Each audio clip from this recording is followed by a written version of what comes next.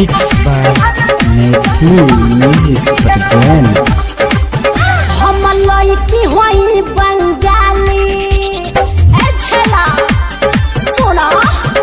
हम लड़की होई बंगाली नचे आइल पानी तोहरा होता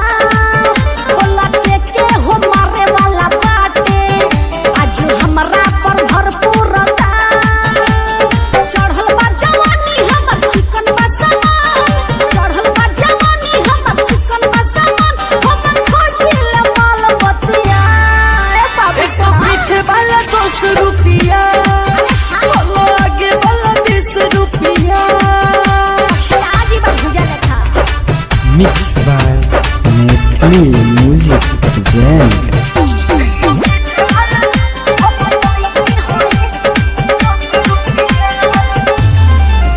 आज मौका देले बानी सबके हो अब फायदा उठा ला हो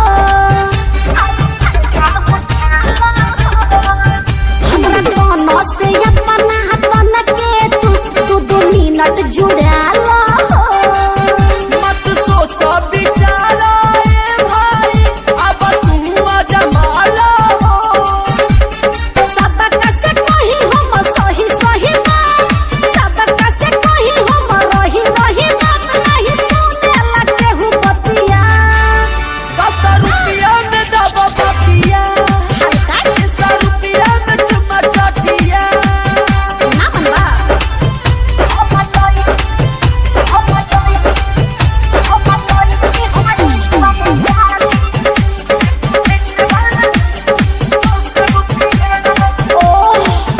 रविंद्र सुअडिए न मिसरा हो मजा ले लो ना बारी बारी अब ना अरे नरे पगली ओके वही अनिता दीवानी ले लो ना राजा मजा तू बारी बारी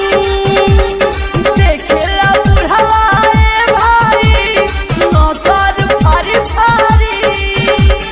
मस्ती उठा लो चेतन कहिले साथ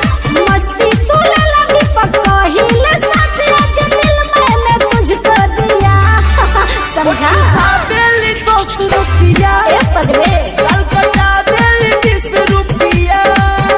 हम लड़की होई बंगाली छला सुना हम लड़की होई बंगाली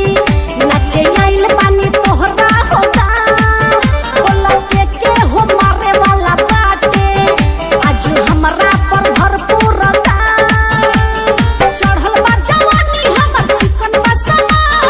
चढ़ल बा जवानी हमर चिकन मसाला हम खोजिल माल बतिया इसको पीछे वाला 200 रुपया बोलो आगे वाला 20 Mixed रुपया by Nephi Music present.